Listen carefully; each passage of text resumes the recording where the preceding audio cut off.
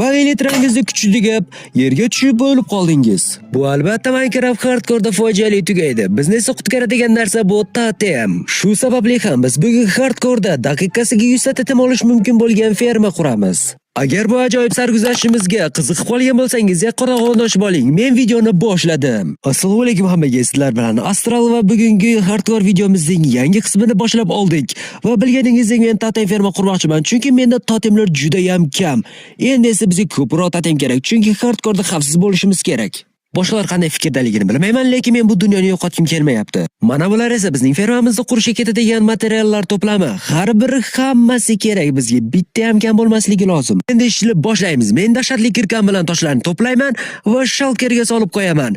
Endi esa bizga hopperlar kerak bo'ladi. Narsalarni to'plab bir sandiqqa solish uchun. Hopperlarni shalkerga solib qo'yamiz va endi biz bar to'plashga olg'a.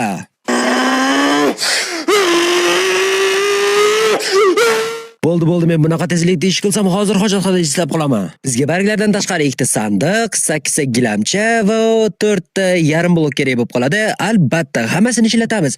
Ana endi joy talashga ketdik. Sher bo'ladi deb o'ylardim, lekin biz qishloqdan hech bo'lmaganda 150 blok uzoqda bo'lishimiz kerak. Bu yer sal yaqinroq bo'lib qoladi. Menimcha uzoqroq o'tishimizga to'g'ri keladi. Bu yoq bo'ladimi yoki yo'q? To'g'ri yana o'chamiz shekilli. 150 blok menimcha hozircha kam bo'ldi. 100 blok bo'lib qoldi shekilli. Yana 150 blok yurishimiz kerak. Iloji boricha qishloqdan 150 blok uzoqroq bo'lsak, shunda raid bizga yaxshigina natija beradi. Menimcha mana shu kenglik joy yaxshi. Ana 150 blok bo'ldi ham deylik. Endi tepaga qurib chiqamiz. Hammayli o'zimizni bloklardan ishlatib turaveramiz. Keyinroq o'z joyiga qo'yib qo'yamiz bloklarni va nihoyat yetarlicha balandlikka yetib bo'ldik. Balandlik ham 150 blokdan teparoq bo'lishi kerak. Kamida 200 blok bo'lsa, undan ham yaxshi. Chunki pastda spam bo'lib qolsa, sizning fermangiz umuman ishlamay qoladi. Endi biz joy qurishimiz kerak. Shu tarafga 6 ta, yo'q, 7 ta blok qo'yib chiqamiz va o'ng va chap tarafdan sanaganda 6 ta blok bo'lishi kerak. Hozir o'zi bilan qo'shib sanaganimizda 1 2 3 va 4 ta blok bo'lib qoldi. Demak, bu tarafga 2 ta blok qo'shamiz.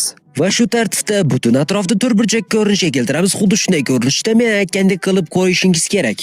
Afsus, nimaga to'satdan yomg'ir yog'ib qoldi desangiz, men orada biroz afk bo'lishimga to'g'ri keldi, chunki meni o'qishga chaqirib qolishdi va biroz chalkashliklar ham bo'lib ketdi. Endi bizga quradigan joy tayyor bo'lgan ekan. Endi fermani boshlaymiz. Bu yerga endi toshlarni olamiz. Bu yoqdan 1 2 3 4 ta bo'lish kerak va narigi tarafdan bitta, ikkita bo'lish kerak. Chap tarafga, o'ng tarafdan ham xuddi shunday ko'rinishda bitta, ikkita blok bo'lishi kerak. Xuddi shunday qilinglar, bo'lmasam chalkash bo'lib ketishinglar mumkin. 100% bo'lib ketadi. Bo'lmasam fermangiz ishlamay qoladi. Endi bizga eng asosiysi sandiqlar, kattaroq sandiq bo'lishi kerak. Endi esa bularga hopperlarni ulab chiqamiz. Hopperlarni birma-ketin qilib bir-biriga ulab chiqing. Bo'lmasam droplar bir-biriga tiqilib qolishi mumkin yoki bo'lmasam sandiqqa tushmay qolishi ham mumkin. Eksperiment uchun temirni tashlab ko'ramiz. Tashladik va sandiqqa tushdi. Aytganimdek, endi esa biz fermamizni yopishimiz kerak. 1 2 3 4 5 6 ta, tagidagi bilan 7 ta bo'lib qoladi. Hammasini atrofini 7 tadan qilib, 7 ta qavat qilib o'rab chiqamiz. Shunda sizga hattoki revejerlar ham yeta olmaydi va bu yerdan chiqa olmaydi. Yon taraflarini ham xuddi shunday qilib 7 ta qavat qilib chiqamiz. Ya'ni tagi bilan qo'shib sanaganda 7 ta bo'lishi kerak. Ikkala tomoni ham.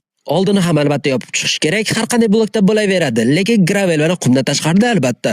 Shishadan ham shisha menimcha yaxshiroq bo'ladi, lekin men tosh bilan yopmoqchiman. Endi mana bu joyini ham yopib qo'yamiz. Albatta yarim bloklar bilan, bo'lmasam bizga boshqa mahluqlar hujum qilishi mumkin.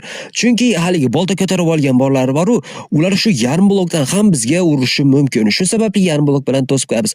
Menimcha yarim blok bu yerga kifoya emas-u, to'liq blokni solib qo'ysak yaxshiroq bo'lib qoladi. Bitta va narigi tomonga ham bitta. Mana bizning pastki qavatimiz tayyor. Endi teva qavatini ham qilamiz. Tepa qavatini barglar bilan to'satganimiz sababi revejerlar va pillagerlar balikning ustida paydo bo'lishmaydi. Ko'pincha barcha moblar qattiq bloklarning ustida spam bo'ladi. Ya'ni tosh yoki bo'lmasam yerdan chiqadigan bloklardan daraxtlarning barglari esa unaqa emas. Ular yarim bloklar sifatida ham ishlataveradi.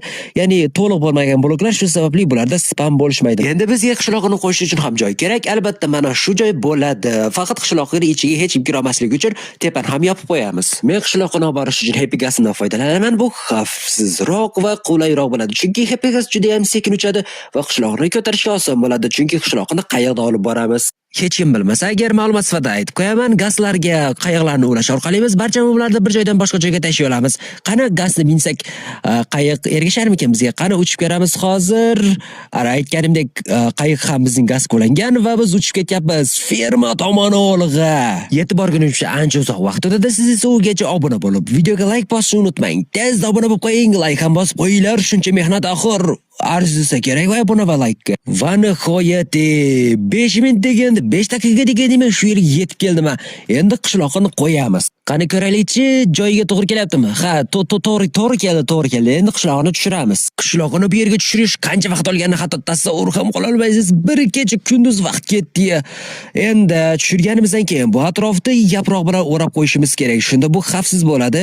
Villagerlar va pillagerlar bunga xavf sola olmaydi. Hattoki kastelni ham qo'yib qo'yishingiz kerak, bo'lmasam pillagerlar buni tushunib qolishadi. Bu yer haqiqiy qishloq emas ekan deb spam bo'lishmay qo'yishlari ham mumkin. Endi atrofini to'liq qilib yopib qo'yamiz, lekin ortiqcha bo'liqlar bo'lishi mumkin emas. Chunki bo'lmasam tashqarida spam bo'lib, siz fermangiz ishlamay qoladi. Mening fermam deyarli tayyor. Endi bizga gilamchalar kerak. Albatta gilamchani hali qo'yganim yo'q edi. Gilamcha shalkarning ichida edi. 8 ta gilamcha adashmasam, 8 ta gilamcha, 8 ta koperni ustiga qo'yib qo'yamiz. Shunda yaxshiroq bo'ladi.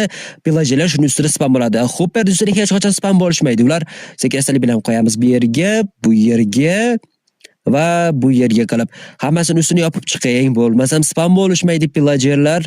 Shunda yaxshiroq spam ishlaydi. Endi menga raidni boshlash uchun ominous battle kerak. Ya'ni raidni chaqiradigan damlama. Yaxshamki mening uyimni oldida raid fermasi bor edi. Raid fermasi deymanda, ominous battle olish uchun pillager outpost bor edi. U yerda umid qilamanki, qalpoqlisi spam bo'lgan deb. Temirlar uvol bo'lyapti-ku, ularni olib olamiz. Qayerdasan ey bayroqlisi? General Jumong. General Jumong mana General Pillager mana. Ominous battle ham yerda. Endi buni ichamiz. Va nihoyat bu battle qo'lga kiritildi. Qani olg'a endi fermaga. Mana biz fermamizga ham yetib keldik. Endi fermamizni qanday ishlashini ko'ramiz. Sizlar esa tezroq like bosing. Qani 1 2 3 like bosing. Like bosgan bo'lsangiz boshlandi. Joyi biz effektga allaqachon ega bo'ldik. Qari-qarali chekkada ko'r chiqib turardi beribcha. Qanday qilib chiqaradi buni? Qanday qilib chiqaradi? Bu yerda hech kerak. Mana raid omen 17 sekund qolibdi. Yaxshi, bu juda ham zo'r. Qani bizning fermamiz ishlar ekan unda 100%. Mana boshlandi. Raid fermasi uji ishlayapti. Bossbar ham paydo bo'ldi. Raid 51, 59 va foiz to'layapti. Yaxshi. Ungacha kutib turamiz. Pastda hech kim yo'q, ortiqcha blok yo'q.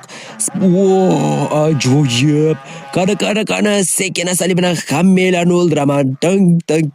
Menga yaxshiroq narsalar berish. Bu yer biri to'la totem fermasi bo'la qolmasin. Bu menga emerald fermasi ham bo'lar ekan. Juda ham yaxshi-ku bu.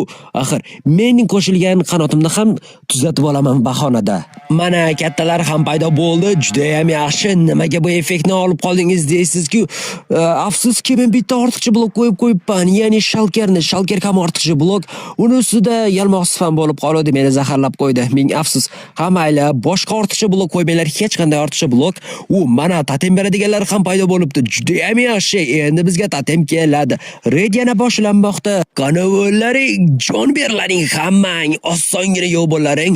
Va nihoyat biz raid victory, ya'ni biz yutdik. Juda ham zo'r. Demak, bizda hozircha totemlar qancha bo'ldi ekan?